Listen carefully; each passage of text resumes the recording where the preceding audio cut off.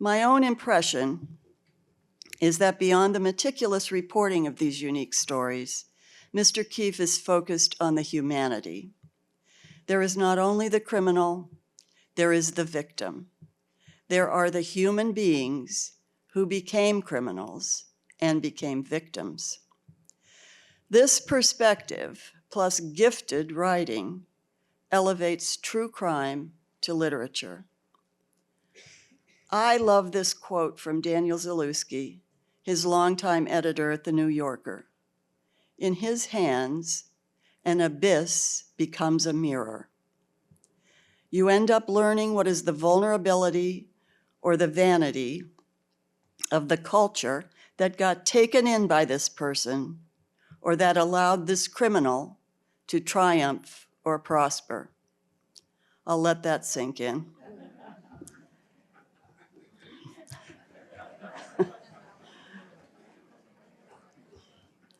And good news, Mr. Keefe will be signing books in the lobby right after his talk today.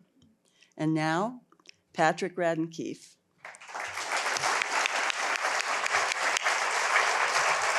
Thank you for being here. Thank you. What a great introduction. Thank you, Anne. And thank you all for being here. It's funny, I was working from a slightly outdated version of the schedule, and my sons are here with me today because it's Father's Day. And so we showed up about 10 minutes ago at the Methodist Church. And we, I didn't want to say anything, right? But it's not a line outside the door.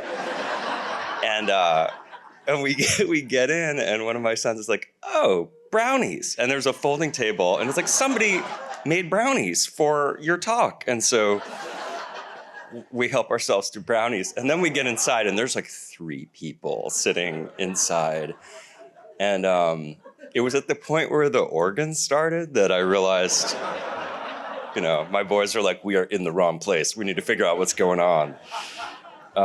It's a great pleasure to be with you all here. I grew up in Boston. I grew up in Dorchester, and have been coming on and off to Nantucket my whole life. I would have friends who'd be here in the summer, and we'd come and visit. And so it's such a treat to be here with you today. I'm going to talk to you just a bit about how I came to do this work that I do, and then tell you a few stories. And I'd love to hear any questions you might have if there's time at the end. I'm probably a little unusual in that I knew from a pretty early age, in a pretty specific way, what I wanted to do with my life. I went to high school outside Boston, and in the afternoons when I was waiting for my mom to pick me up, I would go to the library of my high school, and there was what used to be called a periodicals room, which some people in the room will remember those periodicals rooms. Now your periodicals room looks like this.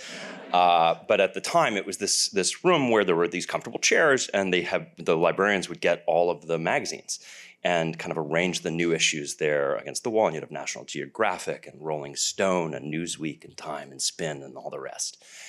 And at one point, I picked up the New Yorker while I was waiting for my mom and started reading. And to me, it felt as though I had discovered a new literary genre, something I had not known about before. So you'd have these stories which were kind of like short stories in fiction, but true, but more robust than a newspaper article and less of a commitment than a book. And it was this idea that you can sit down and you'll read something. It might take you 45 minutes to read, but in that story, you're seeing a whole new world. You're meeting characters. There's twists and turns. There's real kind of all the sort of literary pleasures of fiction, but you're in and out in a sitting, and it's all true. And that to me was thrilling. And so I developed this idea from a pretty early age, not just that I wanted to be a writer or a journalist or a nonfiction writer, but that I wanted to write for The New Yorker, which, at 16 is a kind of crazy thing to say, right? It took me many years to operationalize this. I started pitching The New Yorker, believe it or not, in college. On the wall of my home office back home, I have a rejection letter from The New Yorker from 1998, and it's the first rejection letter I have, I framed it.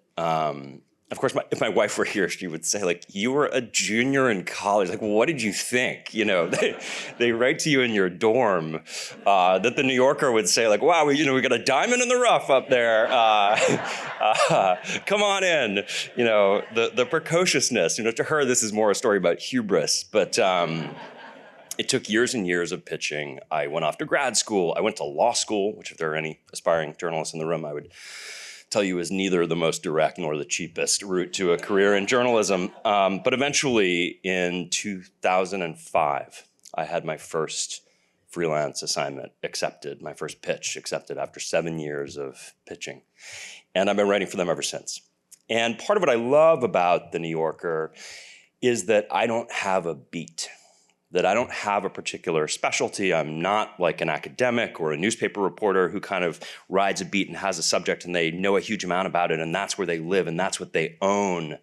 I'm more of a dilettante in a kind of happy way. I like to parachute into a story I know nothing about, spend 4, 5, 6, 8, 10 months getting as smart as I can, tell the best version of the story that I know how to do, and then I'm done. I move on. And I love that. That's the kind of metabolism that I'm used to. My editor, who was actually quoted earlier by Anne, Daniel Zaleski, says that I do have something like a beat, and he calls it the investigative melodrama. And what he means by this is that a big part of the job for me is the kind of pleasures of investigative journalism, going out there and really kind of doing the spade work of unearthing secrets and getting people to talk to you who wouldn't otherwise talk and finding confidential documents.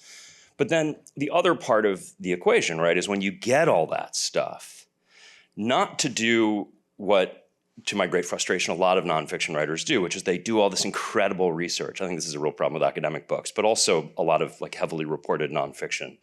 They like gather this huge compost heap of all this amazing material that they've spent years excavating.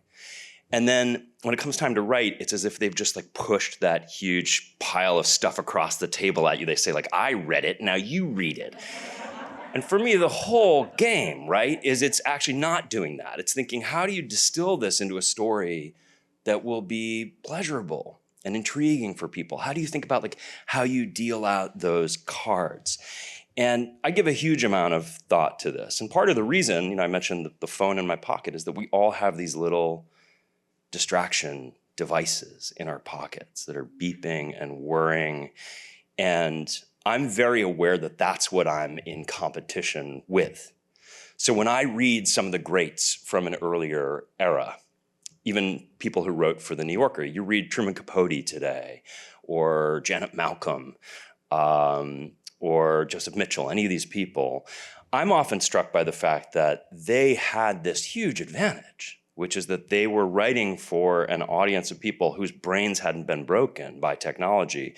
And so often they will go on for page after page, like describing a landscape. And to me, reading in 2025, I just think, wow, you cannot get away with that anymore.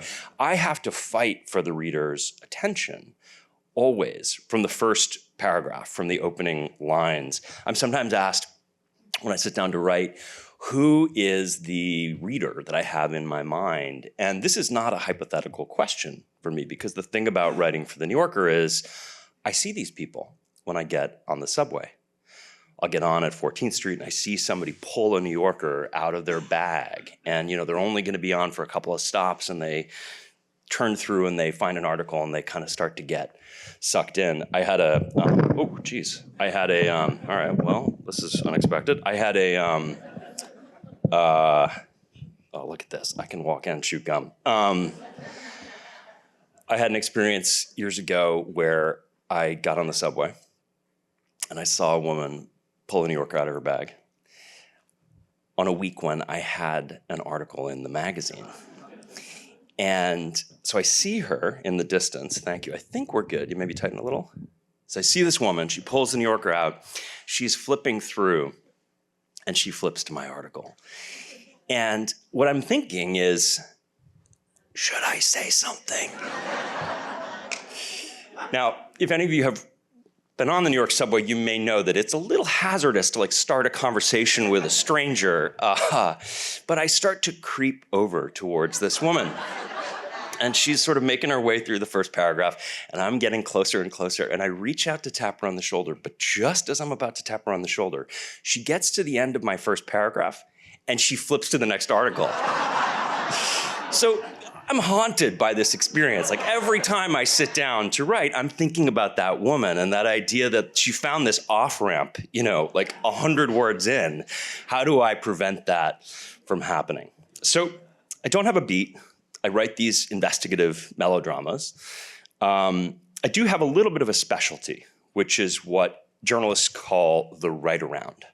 So the idea here is, and this is particularly true in television or radio, but if you think about print, magazines, newspaper stories, a big story about a CEO or an athlete or a musician, generally speaking, when the editorial staff is sitting around deciding what are the stories we're going to run, what they're wondering about is access. Can we get this person? Will they give us an interview? And often if the person says, no, I don't want to talk, then that's the end of the story. You're not going to run it.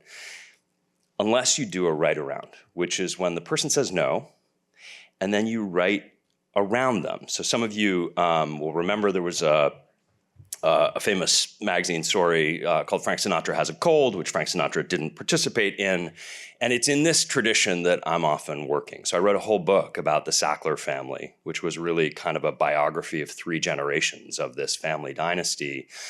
And none of the Sacklers cooperated with that. In fact, they were threatening to sue me the whole time I wrote the book. You have to work harder in these situations, because rather than just go and knock on the front door and sit down with the person and have them tell you their story, you have to talk to people who know them. You have to find other interviews they've done. Have they written letters? Have they written emails? Were there depositions? What can you get your hands on? When I did the Sackler book, it's like I was interviewing former roommates, people who'd worked with them, people who worked for them, administrative assistants. I had a yoga instructor who was a great source. The Sackler family being the Sackler family, this yoga instructor had flown to the Turks and Caicos with them because they brought her with them when they went on vacation. And I couldn't name her, but she said, as long as it's like a woman who was a yoga instructor who went to Turks and Caicos, it's not going to narrow it down. There are like dozens of people that could have been. And so you're sort of having to work around them. I wrote a piece, and this is in Rogues actually, for the New Yorker about Mark Burnett, who was the big reality TV producer who really took Donald Trump and kind of created this image of him that stuck in America as like a peerless business visionary. And Mark Burnett didn't like the idea that I was writing this story at all and wouldn't talk to me. But he had these 2 ex-wives who did. And, it's interesting. I would take the 2 ex-wives over the guy himself in terms of developing an accurate picture of who he was and the real cut of his jib any day. So I've done a lot of other things. As Anne mentioned, I did this podcast, Wind of Change. I produced this series, Say Nothing, based on my book, which is on Hulu. And I love all that kind of stuff. But nothing gives me the thrill of a 10,000-word New Yorker story. When I was on the set in London making Say Nothing, I had a casual conversation with someone. It's often the case that the best ideas just kind of land in my lap. I never find them when I go looking for them. I met this guy. We started chatting. He was a guest of the director that day. So we were just kind of sitting around between setups, just kind of chewing the fat. And he said, there's this family that I'm very close friends with here in London, and they lost their son. They had a 19-year-old son who died in mysterious circumstances. He went off the balcony of a luxury building into the Thames. This was in 2019. And he said, it's never been written about in the press, not a public story at all. It's like a private tragedy for this family. But after their son died, they found out that he had a secret alter ego. He'd been living a secret life, pretending that he was the son of a Russian oligarch. And this guy said as much as I just said to you, and I knew this is my next story. And I was like, I could feel my heart quickening. And in fact, that was a story in the New Yorker and will be my next book, which will come out next April. The thing about these write-arounds, though, is that they can create some strange situations. So to give you an example, I wrote a big piece, which is in Rogues, called The Hunt for El Chapo. about Chapo Guzman and the efforts to lock him up. And I'd had a bit of experience. I'd written initially when I was freelance, I wrote a cover story for the New York Times Magazine about it was sort of a Harvard Business School case study of a Mexican drug cartel about Chapo's cartel. And then at that point he was at large and then he was caught. And my editor, David Remnick, called me and said, you should write about this capture. So I wrote this big piece, but it was a write around. I didn't have access to Chapo. He was locked up in Mexico. But I talked to all these other people and told this story. And it never occurred to me that he would read the article. For a number of reasons, in part because Chapo Guzman, despite running this multi-billion-dollar kind of commodities conglomerate, was supposedly functionally illiterate. I learned that he had a BlackBerry and he was able to do some kind of rudimentary texting, but like not a big reader. And I thought even if he was a big reader, probably not a New Yorker subscriber. But what happened was the article came out and there were a bunch of revelations in the article, things that had not been known about Chapo Guzman. And in the days after it came out, it was picked up in every newspaper in Mexico. And they would just kind of take out and like bullet point all the new stuff. And some of it was stuff, there was a whole thing. I learned that when he was on the run, he'd be like sleeping in a different bed every night, moving around kind of from house to house, like safe house to safe house. He had all these tunnels under the houses. And for his guys who were working for him, it was a huge logistical operation, like getting him from one place to another and don't let the authorities find out. But the biggest logistical challenge they had was making sure that he had enough Viagra everywhere he went. And the DEA was like getting these wiretaps and you'd hear these guys and it was like a whole thing. It was like, how do we keep the boss in his, with his Viagra supply? One of these DEA guys who listened in on these calls had a memorable quote. He said, he ate it like candy. So the new article comes out in the New Yorker, and the next day you have like these Mexican headlines, like El Chapo, eats Viagra, quote, like candy. And I get a call in the office from a lawyer who says that he represents the Guzman family. So I'm a little panicked, and I don't, often I'll come home and tell my wife about what happened in my day. I don't mention this. I thought it was probably prudent not to mention this over dinner. I make a call to one of my sources who's a law enforcement guy, and I say, hey, can you run the name of this lawyer? Is he a real cartel lawyer? What's the deal? And the guy said, yeah, I'm going to run the name. I'll come back to you. And an hour later, he calls back and he says, yeah, I looked him up. He's a real cartel lawyer. He's one of these cartel lawyers who's like 60% cartel, 40% lawyer. So, just be careful. So I'm thinking, what is this thing going to be? How's it going to go? Finally, I call him back. And he speaks in English. He's a very starchy kind of accent. And he says, El Señor is ready to write his memoirs. So in advance, I had like gamed out all the ways this conversation could go, like a debater, right? I was thinking, if they bring up the Viagra, then I say. And this was like not on my bingo card at all. And so I'm just kind of stammering and I say, that's a book I'd like to read. And he says, but sir, is it a book you would like to write? And this is how Chapo Guzman asked me to ghostwrite his memoir.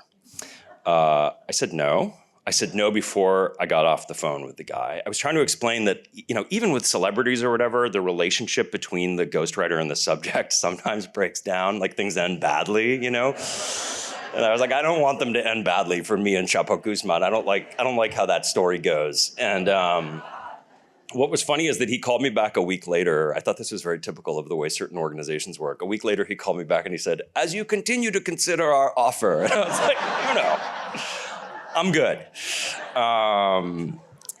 So what do you do when people do talk to you, but they are lying to themselves?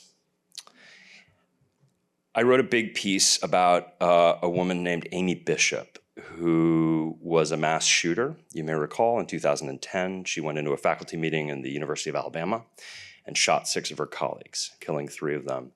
And after she died, the cops, or after she did this, after she was captured, the cops in Alabama got a call from a police chief in Braintree, Massachusetts, saying, that woman you have in custody, I thought you'd want to know, back in the 80s, she shot and killed her brother with a shotgun. Now, I grew up not far from Braintree, and I was really intrigued to learn this story, that what had happened was in the 80s, Amy Bishop had a little brother, Seth. There were 2 kids, and one day their mom, Judy, walked into the family kitchen in the family home and saw her daughter shoot her son at point blank range with a shotgun. And the cops are on the way. And Judy Bishop has to make a decision. And when the cops get there, she says, "I saw the whole thing. It was an accident." And Amy was never arrested or questioned in any thorough way. She was never charged with anything. She never got any real therapy. There was nothing on her permanent record, and she just kind of moved on with her life and ended up, getting a PhD from Harvard, going to the University of Alabama, and then exploding all these years later. And for that piece, I wasn't particularly interested in Amy Bishop because, it's like, spoiler alert, she's kind of nuts. I was really interested in her mom, and in part because I had just had kids myself, and I thought that there was something in that moment, that idea that you're protecting your child, and how far do you go, and what could the consequences of that be? And eventually I got to know Sam and Judy Bishop, Amy's parents, and I spent a huge amount of time talking with them. And you can imagine, they had never talked to a journalist. They were living in total isolation. They'd had this awful tragedy in their past that they'd tried to kind of rebuild from. And then their daughter goes and does this thing. And they took me into their home. We talked for hours and hours and hours. I ate at their table. And I was always having to remind them, like, I'm a journalist, I'm not a therapist. I'm not a priest. I'm going to go away and I'm going to write about this. And the problem that I had was that these were people who were very deep in denial. And as I worked on the story, it became all about denial. And of course, I was thinking, having grown up in Boston in the 1990s, about the Catholic Church, right? About relatives of mine, about the idea that a terrible thing is happening in your community, and everybody kind of knows but kind of doesn't. And sometimes it feels like the most humane thing is to pretend that you don't know, even if that can have monstrous results. And I would have these conversations with the bishops where I would say, I talked to Amy in prison and she told me she had a suicide attempt. And they would both say, oh, no, that wasn't a suicide. It wasn't a suicide attempt. It wasn't.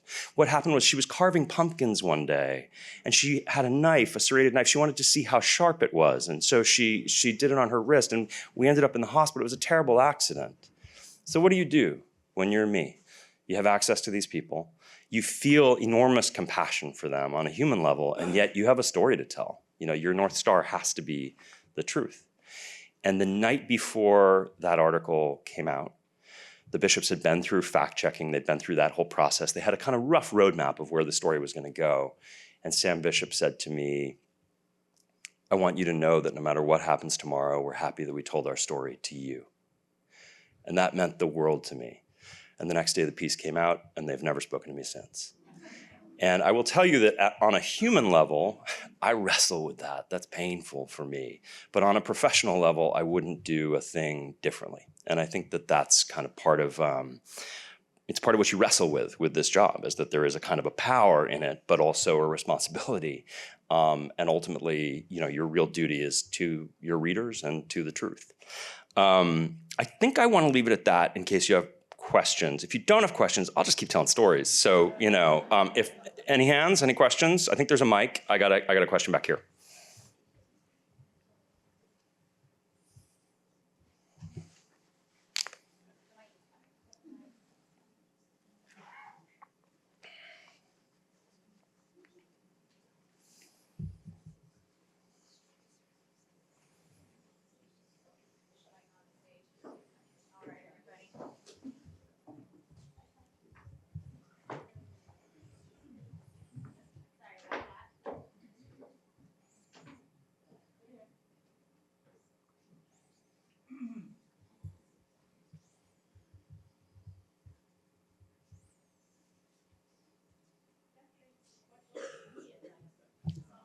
It doesn't seem to be on.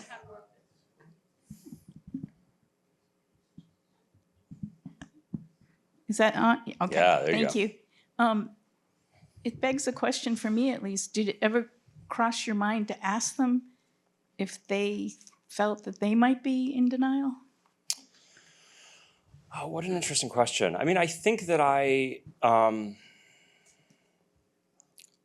I tend not to be quite so direct. Like when I have conversations with people, we talk for hours and hours and hours. And I'm often sort of gently trying to bring them around to something. So like my style would not be to say, hey, do you think you're in denial and actually you're like living in a fantasy? I know that's not exactly what you meant, but what I mean is more what I'll do is I'll say sort of, I'll be like, but doesn't it seem, like why would she cut herself with I'll sort of ask a bunch of questions, hopefully in a gentle way. But it's often the case that what'll happen is like we'll just sort of end up in a place where the answer doesn't make any sense, and it's a really awkward. It's like an awkward situation to be in with someone, particularly in this kind of this sort of strange zone that I often end up with people where they're like talking to me about a thing that they don't actually talk to people about, and so there's a kind of intimacy to it, and so I think what I would worry about is if I just kind of came out and said, like, because it sounds to me like you have lost touch in some way with like what was really happening.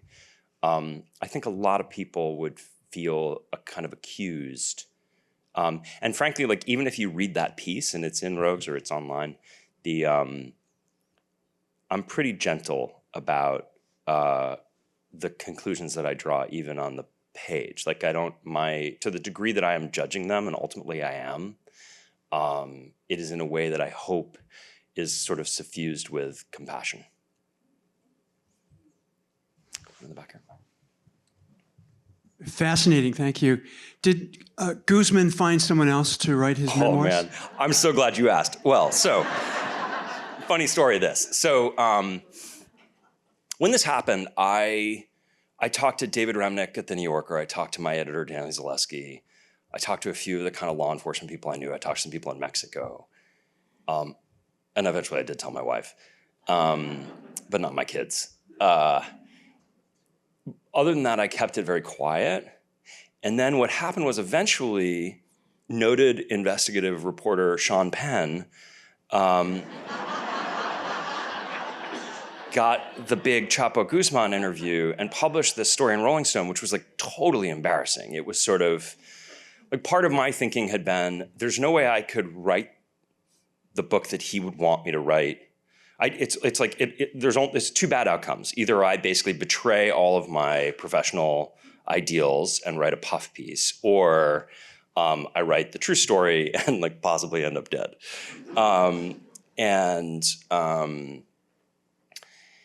And it's just funny too, because my wife is a sanctions lawyer, and so her whole thing was, she was like, he's been sanctioned under the Kingpin Act. Like you can't do any service for him. You can't buy him a ham sandwich. It would be illegal. Like she had many reasons why I should not engage my in-house counsel.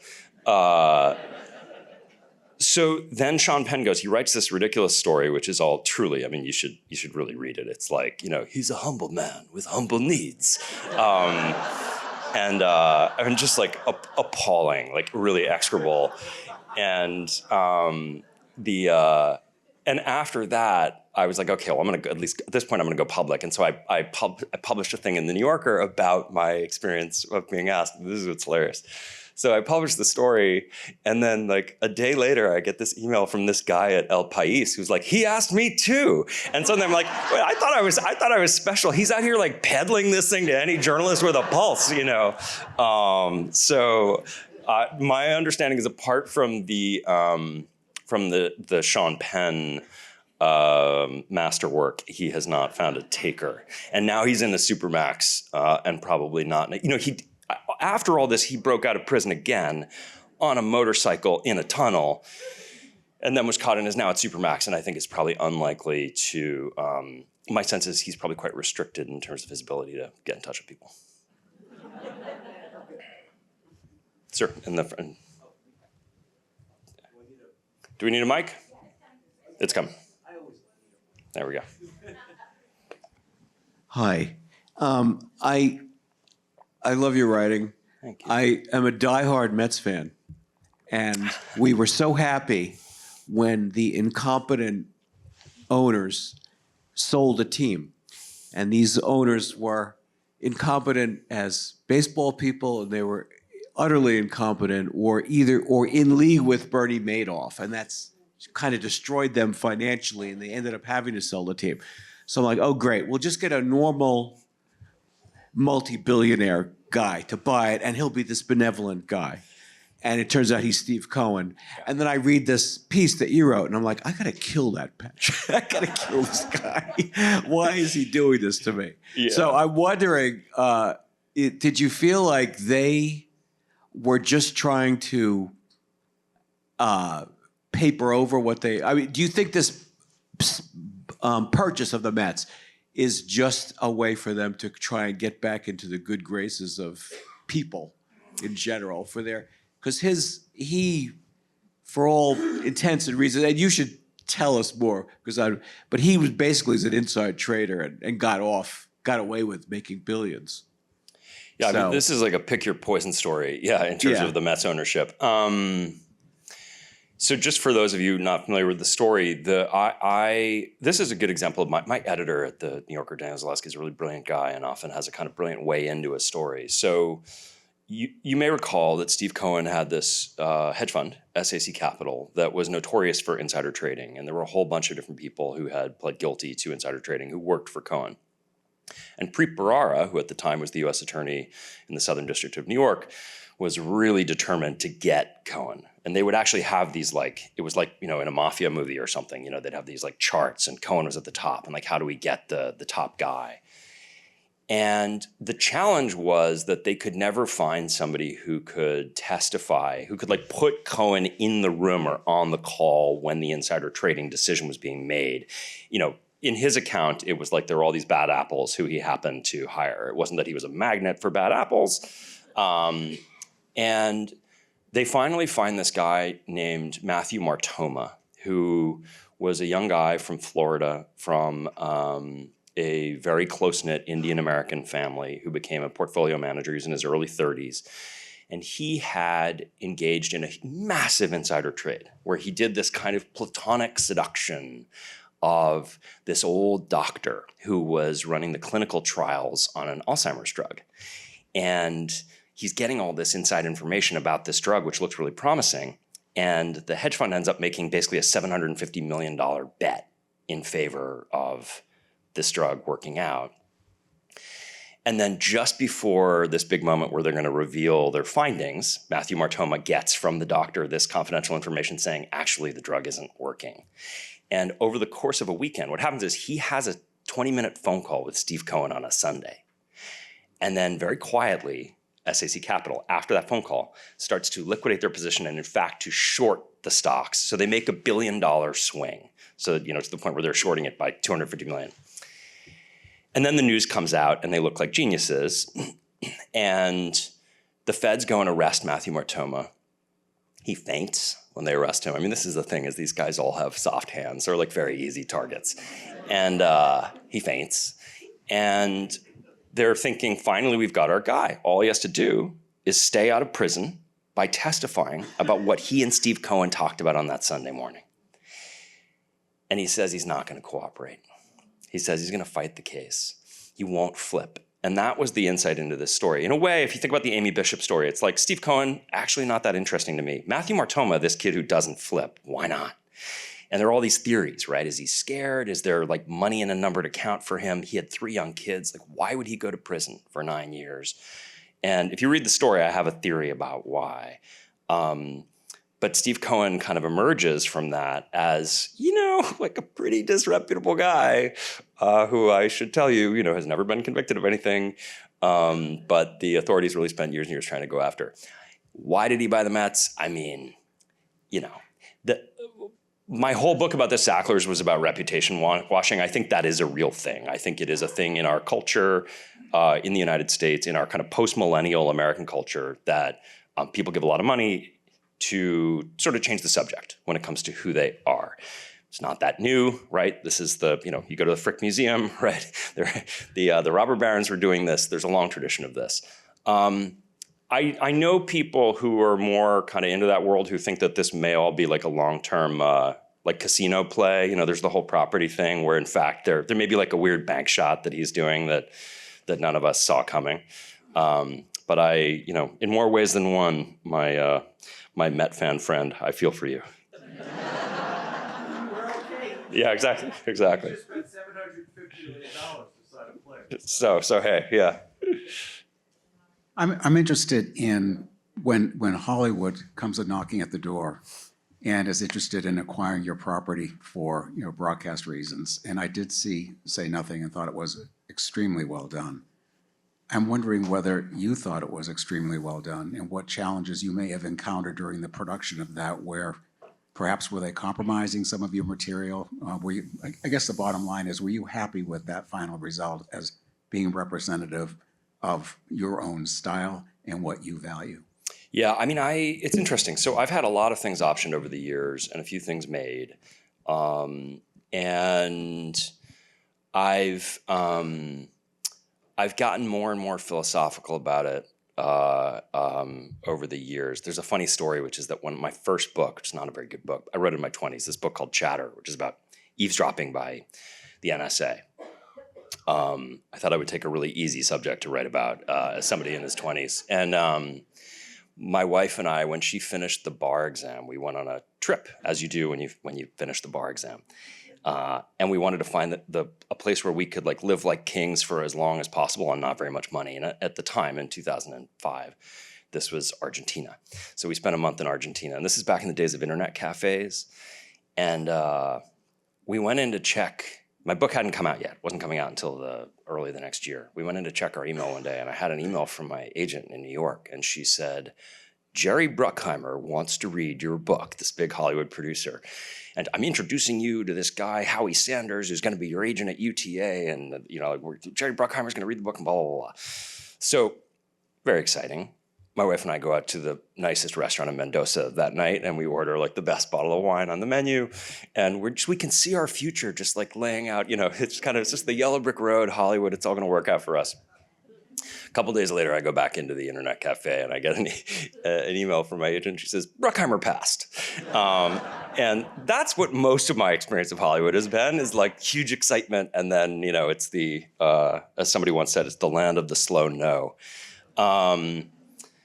Say Nothing I was very involved with from the outset, given the nature of the story and the kind of sensitivity of it. And it's about real people who are still alive. And that book, I wrote exactly the book that I wanted to write. I was kind of, you know, I wouldn't change a word of that book. It's a tricky subject, and I think the book is quite nuanced. And so I felt a kind of custodial responsibility to be there. So I ended up being a producer on the show. I was very, very involved, which is in part to tell you, you know, if it sucked, I wouldn't have much plausible deniability, right? Like I couldn't say, oh, it's those guys who did it, because I was there. Right up until it came out, I was so close to it that I didn't know how I felt about it, except that I did generally feel that a good adaptation has to share DNA with the underlying literary property, but it actually shouldn't be too loyal an adaptation. I tend to think that really loyal adaptations make bad movies and TV shows, so that's kind of a strange place to be as a writer. But I was thrilled. I'm so pleased with how it came out. I'm really proud of it. And I was telling somebody backstage that in a kind of extraordinary way, in Northern Ireland, where nobody agrees about anything, people love the show. On the margins, there are people who hate it, of course. Jerry Adams, probably not a fan. But people who don't disagree about anything share an admiration for the series, and that means, you know, we didn't make it kind of for them in the sense that I wanted to do something that anybody could sort of find a way into, but it means a huge amount to me that we told it with enough integrity that people who are from the place recognize what they see on the screen. Thank you for watching. Pardon me? Last question.